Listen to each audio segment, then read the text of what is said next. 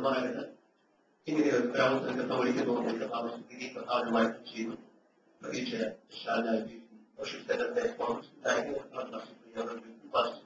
അതുപോലെ അതുപോലെ വിശേഷം അതുപോലെ അവരുടെ വായന ചെയ്യുന്നു. അങ്ങനെ ഒരു നല്ല ചോദ്യം താമസിച്ചിരുന്നു. ആദ്യമായിട്ട് കാലം കർത്താവിന്റെ അവസരമാക്കി കർത്താവിന്റെ വചനമായി കർത്താവിനെ പ്രവേശിക്കുന്നത് കർത്താവ് വേഗത്തിൽ കർത്താവ് തന്ന ഒരു വാക്യം വായിച്ചിട്ട് കർത്താവിനെ നമ്മൾ സാക്ഷി വേഗത്തിൽ പറയാൻ സ്വീകരിക്കാൻ ആഗ്രഹിക്കുന്നു. മർക്കോസിന്റെ സുവിശേഷം 4-ാം അധ്യായത്തിന്റെ 39-ാമത്തെ വാക്യം അവൻ എഴുന്നേറ്റ് കാറ്റിനെ ശാസിച്ചു, കടലിനോട് അനങ്ങാതിരിക്ക, അടങ്ങുക എന്ന് പറഞ്ഞു. കാറ്റമർന്നു, വലിയ ശാന്തതയുണ്ടായി. തന്നെ അവരുടെ വായിക്കുന്ന അവർ ഏർപ്പെടുത്തിയിരിക്കുന്ന സാധാരണ വാക്യം വായിക്കുന്നതിനാണ് അവർ എഴുന്നേറ്റു കാറ്റിനെ ശാസിച്ചു, കടലിൽ അനങ്ങാതിരിക്കുക, അടങ്ങുന്ന പറഞ്ഞു. കാറ്റമർന്നു വലിയ സാധനം ഉണ്ടായി. ഇന്ന് പകലിൽ ഇവിടെ ആയിരിക്കുന്ന ജനത്തോടെ 10 മിനിറ്റ് കൊണ്ട് കത്തോലിക്ക് തന്ന ഒരു വിടുതൽ വേഗത്തിൽ ഓർപ്പിച്ച് എനിക്ക് ആഗ്രഹിക്കുക. സോദരം, ചില സമയങ്ങളിൽ ചില വിഷയങ്ങളെ ചൊല്ലി ചില വിഷയത്തെക്കുറിച്ച് ഓർത്ത് വ്യാകുലപ്പെട്ട് ഭാരപ്പെട്ട് സോദരം നന്നായിരിക്കുമ്പോൾ സോദരം ഈ പകൽക്കാലം കർത്താവ് പറയുന്നത് നമ്മളെ സഹായിക്കുവാൻ, നമ്മെ വിജയിക്കുവാൻ നമ്മുടെ കർത്താവ് അവർ വായിക്കുന്നു. യേശു എഴുന്നേറ്റു സോദരം, അവർ കാറ്റിനെ ശാസിച്ചു. ശാസിച്ച മാത്രമേ അവരുടെ വായിക്കുന്നു കാറ്റ് അവർ അടങ്ങി, കടൽ ശാന്തമായി അത്ഭുത വിടുതൽ കർത്താവ് അവിടെ ചെയ്തു സോദരം. ഇന്ന് പകലിൽ നിങ്ങളുടെ മുമ്പിൽ നിൽക്കുന്ന ഈ വിനോദ് നിങ്ങളെ പോലെ ഒരു കാലത്ത് സൗദിയെ വിളിച്ചുകൊണ്ടുള്ളതാണ് സോദരം. ഇതിൽ പുറമാനായിട്ട് 90-കളിൽ അല്ലെങ്കിൽ 97 വരെ 99 വരെ അവർ സൗദിയിൽ ജോലി നോക്കുമ്പോൾ കർത്താവ് അവസരം തന്നു. എന്റെ വർഷം കുവൈറ്റിൽ നേരിട്ട് ജോലി ചെയ്യുന്നു. ഞങ്ങൾ നിർമ്മിച്ചാൽ കുടുംബജീവിതത്തിലേക്ക് 99 നവംബർ മാസം 8-ാം തീയതി ഞങ്ങൾ കുടുംബജീവിതത്തിലേക്ക് പ്രവേശിച്ചു. കുടുംബജീവിതത്തിലേക്ക് പ്രവേശിച്ചതിന്റെ 43-ാമത്തെ ദിവസം ഇപ്പോൾ നമ്മൾ വായിച്ചു കേട്ടതുപോലെ ഞങ്ങളുടെ ജീവിതം ആരംഭിച്ച് അവരുടെ മുന്നോട്ട് യാത്ര തുടങ്ങിയപ്പോൾ വലിയൊരു പ്രതികൂലത്തിലെ കാലത്തെ ഞങ്ങളുടെ ജീവിതത്തിൽ അടിസ്ഥാനം ലോകത്തിൽ 1 കോടി 1-2 പേരിൽ മാത്രം വരുന്ന ഒരു മാരകമായ രോഗത്താൽ പിടിക്കപ്പെട്ടു പോകുന്നു. മാരക രോഗത്തിൽ പിടിക്കപ്പെട്ട് എറണാകുളത്തുള്ള മെഡിക്കൽ ഹോസ്പിറ്റലിൽ 6 മാസത്തോളം തളർന്ന് 4 മാസത്തോളം വെന്റിലേറ്ററിൽ കിടന്ന ഒരു വ്യക്തിയുണ്ട് സോദരം. എന്നാൽ ഇന്ന് പകൽ ഇവിടെ നിൽക്കുവാൻ കാരണം ഞാൻ ഇവിടെ ഇരിക്കുന്നത് നിങ്ങളോട് കർത്താവ് ഓർമ്മിക്കുന്ന ഒരു കാര്യം, നിനക്കെതിരെ എന്തിനുള്ള വ്യാപാരികളെ കണ്ട് ആ നിലത്തിലെ ആചരണത്തിന് ചില തിരകളെ കണ്ട് അതുപോലെ നിനക്ക് ചില പോലീസിനെ കണ്ട് ഭാരപ്പെട്ടിരിക്കുകയാണെങ്കിൽ ഈ പകൽക്കാർ കർത്താവായിരുന്നു അവരുടെ ജീവിതത്തിൽ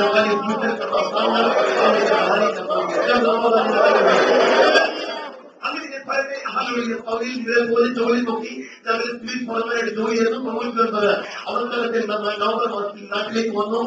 വന്ന സമയത്ത് വേഗത്തിൽ ലോകത്തുള്ള കാര്യങ്ങൾ ക്രമീകരണമായി നവംബർ മാസം 8-ാം തീയതി സോദരം ഞങ്ങൾ കുടുംബജീവിതത്തിലേക്ക് വിശ്വാസത്തിന്റെ വയസ്സിൽ പോയിട്ട് ആ ജോലി നേടിക്കൊണ്ട് ജോലി ചെയ്യുന്ന സോദരം അങ്ങനെ കുടുംബജീവിതത്തിൽ പ്രവേശിച്ചു.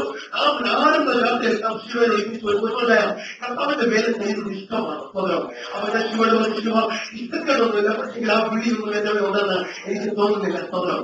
അപ്പൊ വിളിക്കാൻ നിങ്ങൾ പറഞ്ഞ പക്ഷേ എന്നെ കുറിച്ച് കർത്താവിന് പ്രാണമുണ്ട് സോദരം. എന്നോടൊരു ദൂതനായിരുന്നു സോദരം. അതുകൊണ്ട് നമ്മുടെ കുടുംബമായിട്ട് വരുന്ന കർത്താവ് വേല ചെയ്യും സോദരം.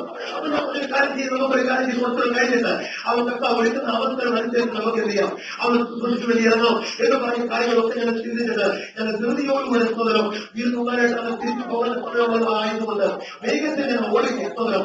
അതിന് ഓടിക്കൊണ്ടിരിക്കുന്നത് സോദരം 43-ാമത്തെ ദിവസം സോദരം ശരീരത്തിൽ ഭയങ്കര വേദന ആരംഭിച്ചു. മധ്യസ്ഥർക്കെല്ലാം ഭയങ്കര വേദന. വേഗത്തിൽ ആ സമയത്ത് ഞാൻ എന്റെ പുസ്തകം എത്തിച്ചിരിക്കുന്നത് 10 കിഴക്ക് വൈകുന്ന സ്ഥലത്താണ്.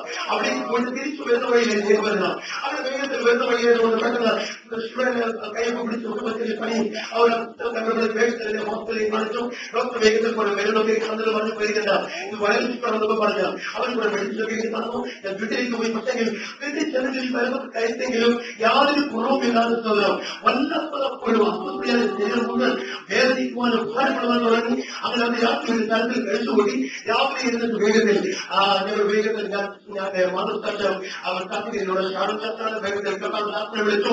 അഭിഷിക്കുമ്പോൾ എനിക്കൊരു പ്രാർത്ഥിച്ചിട്ട് മക്കൾ വന്ന് ചോദിച്ചാൽ ഇവിടെ ഹോസ്പിറ്റലിൽ കൊണ്ടുപോകാനും അങ്ങനെ തിരുവല്ലായിലുള്ള മെഡിക്കൽ മിഷൻ ഹോസ്പിറ്റലിലേക്ക് ആദ്യം കൊണ്ടുപോവുകയാണ്. അവിടെ ചെന്ന ഡോക്ടർമാരുടെ പരിശോധന കഴിഞ്ഞപ്പോൾ ഞങ്ങൾ ഞെട്ടിപ്പിക്കുന്ന ഒരു വാർത്തയാണ് ഡോക്ടർ പറഞ്ഞു, നിങ്ങൾ ഉദ്ദേശിക്കുന്നത് കഴിഞ്ഞോ, വൈറസുകളോ ടൈഫോയിഡോ നല്ലത് ലോകത്തിൽ 1 കോടിയിൽ 1.5 പേരിൽ മാത്രം കണ്ടുവരുന്ന ഒരു വളരെ അവർ ഇന്ന് വരെ ഒരു കാര്യങ്ങളും മരുന്ന് കണ്ടുപിടിച്ചിട്ടില്ലാത്ത ഒരു മാനവമായ രോഗമാണ് ഗുലിയൻ ബാരിസ് എന്ന രോഗത്തിന്റെ പേര്. അതുകൊണ്ട് നിങ്ങൾ ഇവിടെ കൊണ്ട് അഡ്മിറ്റ് ചെയ്യേണ്ട ഏതെങ്കിലും വ്യതിരിക്ത സമയമുള്ള ഹോസ്പിറ്റലിൽ കൊണ്ടുപോകാൻ പറഞ്ഞു. അങ്ങനെ വേഗത്തിൽ കാലം ഹോസ്പിറ്റലിൽ കൊണ്ടിരുന്നു. അവിടെ ചെന്നിട്ട് വിചാരം ചോദിക്കുമ്പോൾ അവരെ അഡ്മിറ്റ് ചെയ്യും. വേഗത്തിൽ ചികിത്സിക്കും അല്ലെങ്കിൽ ചെയ്യും. അത് കഴിയുമ്പോൾ എനിക്ക് വേഗത്തിൽ തിരിച്ച് സൗദിയിലേക്ക് പോകാമെന്ന് വിചാരിച്ചു. പക്ഷേ അവിടെ ചെന്നപ്പോൾ ഡോക്ടേഴ്സ് പറഞ്ഞു, അപ്പോൾ പറഞ്ഞാൽ ഈ ലോകത്തിൽ ഇന്നു വരെ ഈ രോഗത്തിന് മരുന്ന് കണ്ടുപിടിച്ചതിന്റെ കാരണം എന്തുകൊണ്ടാണ് ഈ രോഗം ഉണ്ടാകുന്നതെന്ന് വൈദ്യശാസ്ത്രത്തിന് ഇന്നുവരെ കണ്ടുപിടിക്കാൻ പറ്റിയിട്ടില്ല. ഇത് കേട്ടപ്പോൾ പപ്പ കാലം വിളിച്ച് കണ്ടിട്ട് ഡോക്ടർ പറയുന്നത് എന്റെ കുഞ്ഞിനെ അഡ്മിറ്റ് ചെയ്യുക എന്നൊക്കെ പറഞ്ഞ് അവരുടെ കാലം പിടിച്ചെങ്കിലും അവർ പറഞ്ഞാൽ ഒന്നും ചെയ്യാൻ കഴിയത്തില്ല എന്ന് പറഞ്ഞാൽ അവരുടെ കൈ പിടിച്ച് പോകാം. അങ്ങനെ അവർ വന്ന് വേഗത്തിൽ എറണാകുളത്തോളം അമർനാഥ് വലിയ ഹോസ്പിറ്റലോടെ എറണാകുളത്ത് ആ ഹോസ്പിറ്റലിലേക്ക് കൊണ്ടുപോയി. പക്ഷെങ്കിൽ അവിടെ ചെന്നെങ്കിലും അവരെ കൊണ്ടിരുന്നത് 99 ഡിസംബർ 24 ക്രിസ്മസിന്റെ തലേ ദിവസമാണ്. അതുകൊണ്ട് അവർ മെയിൻ ന്യൂറോളജിസ്റ്റ് അദ്ദേഹം വിഭാഗത്തിൽപ്പെട്ട ഡോക്ടറായതുകൊണ്ട് 2 ദിവസത്തേക്ക് ക്രിസ്മസിന് വേണ്ടി ലീവ് എടുത്തിരിക്കുക.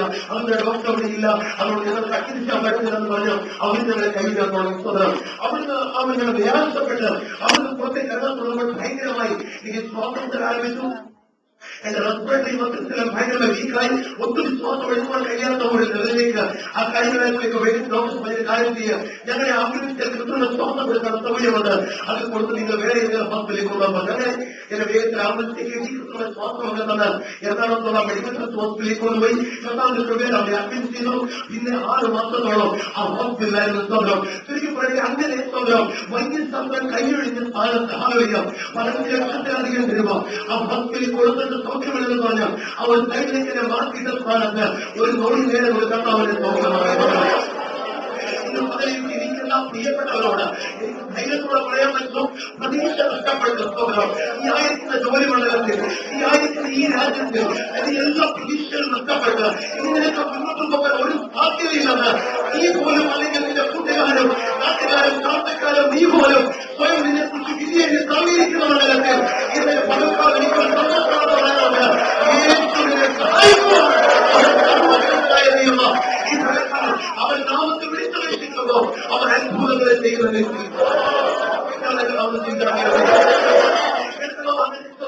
ആദ്യം 1.25 ലക്ഷം രൂപ ഇൻവെസ്റ്റ്മെന്റ് വേഗത്തിൽ ചെയ്തു. അത് കഴിഞ്ഞ ലക്ഷം മൊബൈൽ പറഞ്ഞു കമ്മിറ്റ് ചെയ്തത്. അപ്പോൾ കമ്മിറ്റ് ചെയ്തതിലേക്കും എന്റെ സംസ്ഥാന ശേഷി പോയി അല്ലെങ്കിൽ ഓരോ ചരിക്കാൻ കംപ്ലീറ്റ് ഇഷ്ടപ്പെട്ടു. അവർക്ക് ഡോക്ടർ വിനോദൻ നിന്നെ പോലെ ഭാഗ്യമാണ് ഈ ലോകത്തിലുള്ള ആദ്യകാലത്തിലെ കാരണം ഇത്രയും പേരുമായി ഈ മരുന്ന് അത് കേരളത്തിൽ ഇല്ലാതെ മുംബൈയിൽ നിന്ന് വരുത്തി അത് ചെയ്തിട്ടും എന്റെ ശരീരത്തിലേക്ക് ആ മരുന്ന് കയറിയത് പോലെ വരുത്തേണ്ട തലത്തിൽ എന്റെ ശരീരം പ്രതികരിക്കുന്നില്ല എന്ന് എന്റെ ഡോക്ടർ എന്നോട് പറഞ്ഞു. എന്നാൽ ഏത് ഡോക്ടറെ ഭാഗ്യമെന്ന് പറഞ്ഞു അതേ ഡോക്ടർ ആകാശത്തെ കൊണ്ട് തന്നെ പിന്നെ കഥ പറയുന്നു വിനോദൻ നിന്നെ പോലെ ഭാഗ്യമാണ് ഈ ലോകത്തിലുള്ള ആര് നിന്നെ ഭാഗ്യമെന്ന് പറയുന്നു അവരെ കൊണ്ട് തന്നെ ഭാഗ്യമെന്ന് പറയുന്ന കഴിവുള്ള ഒരു വലിയ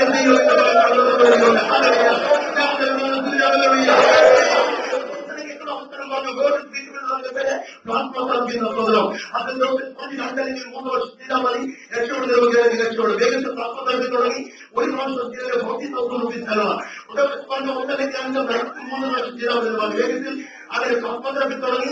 1ാമത്തെ പ്രാവശ്യം പ്രാപ്തമാക്കി കഴിഞ്ഞപ്പോഴേക്കും എന്റെ മുഖമെല്ലാം കയ്യിലേക്ക് പോയി. നാക്കെല്ലാം അകത്തേക്ക് താന്നു. വൈകുന്നേരം തലയിലും വെച്ചുകൊണ്ടിരിക്കും. അകത്തേക്ക് വെള്ളമൊഴിച്ച് അകത്തേക്ക് ഇറങ്ങിപ്പോകത്തില്ല. പിന്നെ മൂക്കിൽ കൂടെ ചൂ വിട്ടു. ഇനി 5 മാസം 27 ദിവസവും മൂക്കിൽ കൂടിയാണ് ഞാൻ ശ്രദ്ധിച്ചിട്ടുള്ളത്.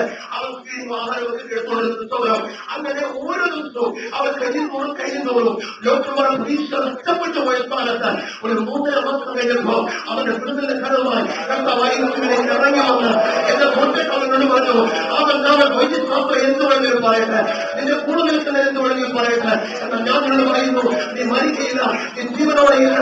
എന്റെ സൗഖ്യമാക്കി സ്തോത്രം. ഞാൻ വേഗത്തിൽ കഷ്ടപ്പെടുന്ന സമയം പോയതുകൊണ്ട് അതിന് കർത്താവിലേക്ക് വിടുതൽ തന്നു. അതിന് ഞങ്ങൾ കുടുംബമായി ഹാലറിയാം. അവൻ 2000 മുതൽ കർത്താവിന്റെ വേലയിലായിരിക്കുന്നു. ഇപ്പോൾ കൃപയാൽ ഞാൻ മടക്കാനയിൽ നിന്ന് എനിക്ക് കുതിരുന്നതിൽ സഹായിച്ചു. ഇപ്പോൾ കൃപയാൽ ഞാൻ കർത്താവിനെ വേല ചെയ്യുന്നു. ഞങ്ങൾ സ്തോത്രം.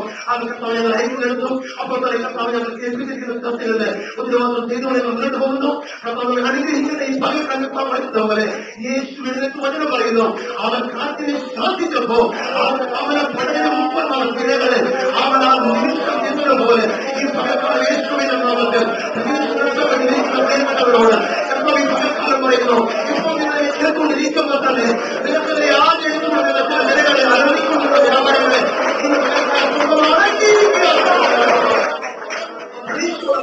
ആ വിടുതലോടുകൂടെ ഇന്ന് പകൽക്കാലം എന്റെ വാർത്തകൾ